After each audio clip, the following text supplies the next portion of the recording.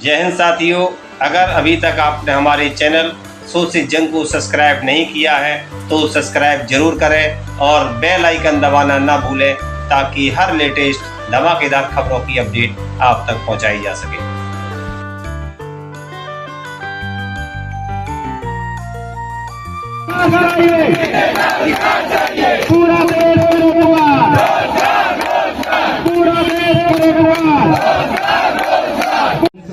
जी हाँ साथियों, सुना आपने, नफरत नहीं रोजगार चाहिए, जीने का अधिकार चाहिए। पूरा देश करे पुकार, रोजगार दो रोजगार। रोजी रोटी दे न सके वो सरकार निकम्मी है। जो सरकार निकम्मी है वो सरकार बदलनी है। जी हाँ साथियों, ये है संयुक्त रोजगार आंदोलन समिति के कार्यकर्ता जो मांग कर रहे हैं देश में राष्ट्रीय रोजगार नीति आधारित कानून की, साथ ही खाली पड़े 60 लाख से अधिक सरकारी पदों को भरे जाने की, देश के 60 करोड़ से अधिक युवा बेरोजगारों के भविष्य की। तस्वीरों में आप साफ देख सकते हैं कि किस तरह से इनकी आवाज को दबाने के लिए इन्हें बस में भरकर ले जाया जा रहा है। इनका कसूर सिर्फ इतना है कि यह अपने हक अधिकार की मांग कर रहे हैं, लेकिन बिना अनुमति के। ऐसा नहीं है कि इन्होंने सरकार से अपनी आवाज बुलंद करने के लिए अनुमति नहीं मांगी हो। इन्होंने बाकायदा लिखित में राष्ट्रीय धरना स्थल जंतर मंतर दिल्ली पर अनिश्चितकालीन धरना अनशन की अनुमति मांगी थी, जिसको प्रशासन ने नामंजूर कर दिया। पूर्व निर्धारित कार्यक्रम के अनुसार यह लोग जंतर मंतर पर प्रदर्शन करने पहुंच गए, जिसे प्रशासन ने डिटेन कर लिया और इन्हें बस में भरकर दूर ले जाकर छोड़ दिया गया। देखिए रोजगार आंदोलन से जुड़ी खास रिपोर्ट। लिखित परमिशन दी थी, कमिश्नर को दी थी, डीसीपी को दी थी, ज्वाइंट सीपी को दी थी। इन लोगों ने कॉल करके हैरास कर दिया हम लोगों को। आप ये बेरोजगारी का मुद्दा नहीं उठा सकते, आप रोजगार आंदोलन नहीं कर सकते। जी क्यों आए थे जंतर मंतर पर आज? मैं संयुक्त रोजगार आंदोलन समिति से हूँ, मीडिया कोऑर्डिनेटर। और संयुक्त रोजगार आंदोलन समिति में देश भर के 400 से ज्यादा संगठन, युवा संगठन, छात्र संगठन, महिला संगठन, आदिवासी संगठन, किसान संगठन, मजदूर संगठन, सभी संगठन जुड़े हुए हैं।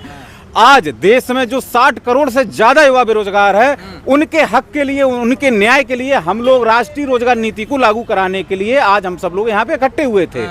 ये देश का दुर्भाग्य है कि आज सरकार बेरोजगारी के मुद्दे को सुनना ही नहीं चाहती है। बेरोजगारों की आवाज से उसको नफरत हो गई है। आज इस जंतर मंतर के धरना स्थल पर केरल से लोग आए, आंध्र प्रदेश से लोग आए, कश्मीर से लोग आए, आसाम से लोग आए, और सब यहाँ पर इंडेफिनिट हंगर स्ट्राइक के लिए आए थे कि हम यहाँ पर तब तक अनशन करेंगे जब तक कि सरकार राष्ट्रीय रोजगार नीति नहीं देती। लेकिन ये देश का दुर्भाग्य है कि देश के लोगों, जो कोने कोने से लोग आए हैं, उनको सरकार ने सीधा 5 मिनट भी जंतर मंतर पर नहीं बैठने दिया और उन सबको गिरफ्तार करके परमिशन नहीं दिया आपके पास।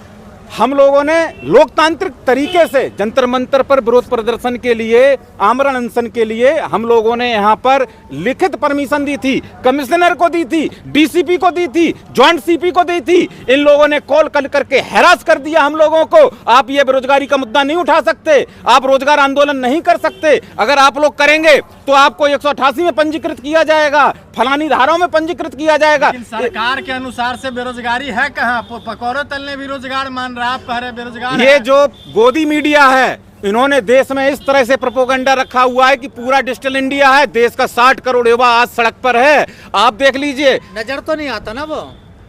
आपने अग्निवीर, जब इन्होंने योजना, आपने बिहार को जलते हुए नहीं देखा? जब देश का युवा बेरोजगार सड़कों पर उतरा तो पूरा देश ने देखा। ये सरकार हिल चुकी थी, ये सरकार नहीं चाहती। 60 करोड़ जो बेरोजगार हैं, वोट बीजेपी को देते हैं। ये मैं आप लोगों के मीडिया के सामने उन लोगों से अपील करना चाहता हूं ये सरकार पूर्ण रूप से दमनकारी सरकार है, बेरोजगारों के खिलाफ सरकार है।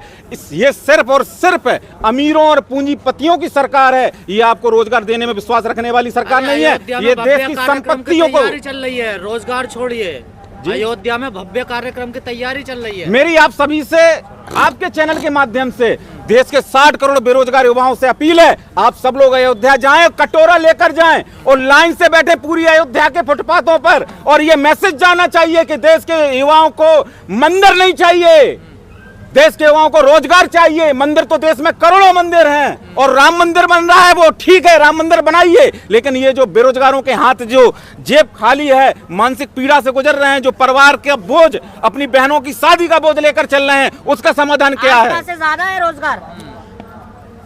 आस्था और रोजगार, जब सरकार आई थी तो सरकार ने अपने एजेंडे में यह तय किया था कि हम 2 करोड़ लोगों को रोजगार देंगे। आज 2 करोड़ लोगों को रोजगार तो मिल नहीं रहे। जो करोड़ों की महारत्न कंपनियां थी, नवरत्न कंपनियां थी, उनको बेचकर अपने उद्योगपतियों को खुश किया जा रहा है। जो योग्य है उसको तो रोजगार मिल रहा है। जी हाँ, बीजेपी के जितने भी लोग हैं उन सबको सेटिंग से रोजगार दे रहे हैं। जहां जहां पर आप एक बार, जितने भी इनके बीजेपी के कार्यकर्ता हैं उनको ट्विटर पे ये लोग रोजगार दे रहे हैं, फेसबुक पर उनको रोजगार दे रहे हैं। मैं तो आप लोगों के जज्बे को सलाम करता हूं, कम से कम आप लोग जंतर मंतर पर देश की आवाज को, युवाओं की आवाज को, बेरोजगारों की आवाज को आप अपने चैनल से दिखा रहे हैं। बात तो कहते हैं हमें तमाम युवा मिलते हैं, पहले धर्म बचा लें, रोजगार तो बाद में मिल ही जाएगा, पहले धर्म बचाने की बात है। देखिए वो तो धर्म बचाने में लगे हुए हैं सब। ये धर्म युवा नहीं बचा रहा है, ये धर्म बीजेपी नहीं बचा रहा है, ये धर्म के नाम पर राजनीति की जा रही है, ये धर्म के नाम पर बेरोजगारी के मुद्दे को किनारे किया जा रहा है कि 2024 के चुनाव को देखते हुए यदि देश का युवा बेरोजगार जाग गया तो कम से कम हमारी सरकार 2 मिनट भी नहीं लगेगी टिकने में 2024 के।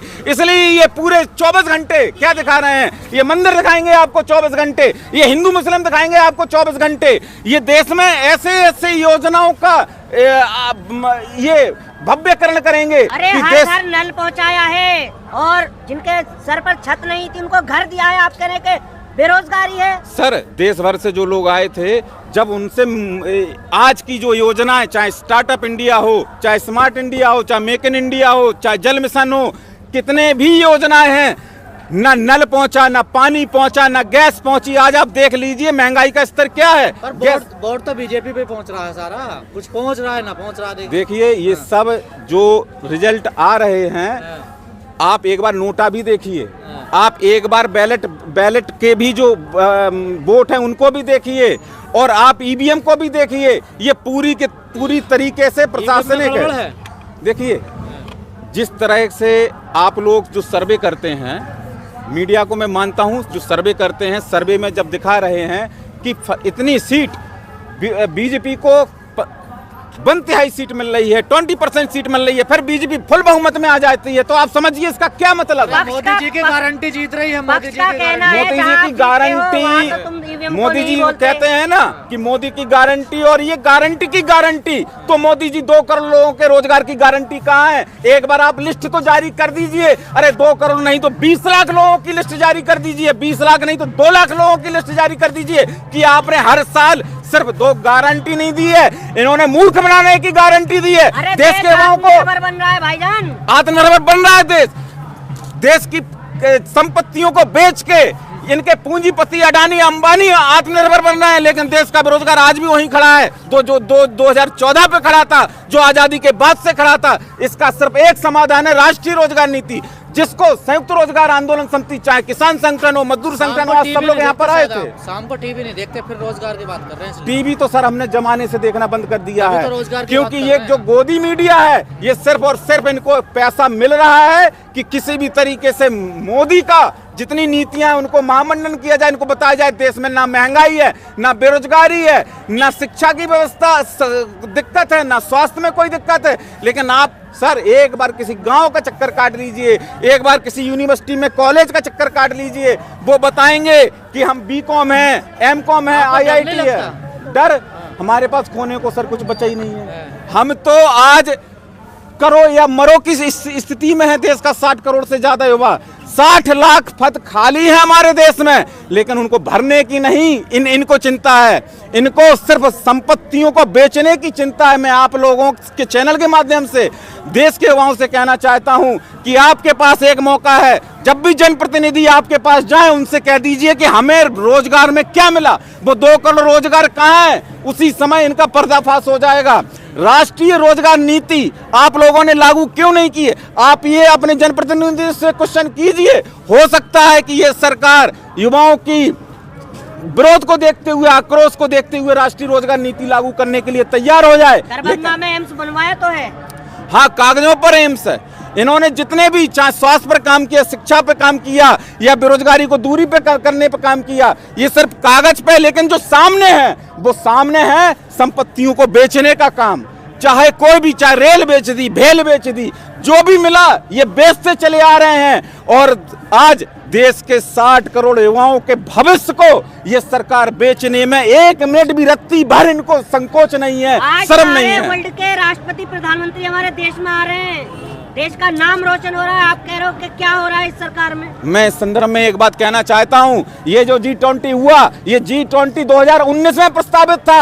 ये जानबूझ के G20 को किया गया और G20 अब अगली बार अफ्रीका में हो रहा है। तो क्या देश में अफ्रीका विश्व के महाशक्ति बन जाएगा? ये एक क्रम होता है, प्रोटोकॉल होता है कि जो भी राष्ट्राध्यक्ष है सबको एक बार मेजबानी का, लेकिन इन्होंने G20 के नाम पर बता दिया कि पूरे विश्व की महाशक्ति मोदी है, पूरे विश्व का सबसे मजबूत राष्ट्र भारत है, लेकिन देश का 60 करोड़ जब युवा बेरोजगार सड़कों पर घूम रहा है, स्टेशन पर रेलें जला रहा है, आत्महत्या कर रहा है, तो बताइए कि राष्ट्र निर्माण किस तरह से होगा जब राष्ट्र निर्माण में 60 करोड़ लोगों की, युवाओं की भागीदारी ही नहीं है। मेरी आपसे अपील है कि राष्ट्रीय रोजगार नीति ही इस बेरोजगारी का समाधान है और यही मेरे देश के युवाओं से अपील है।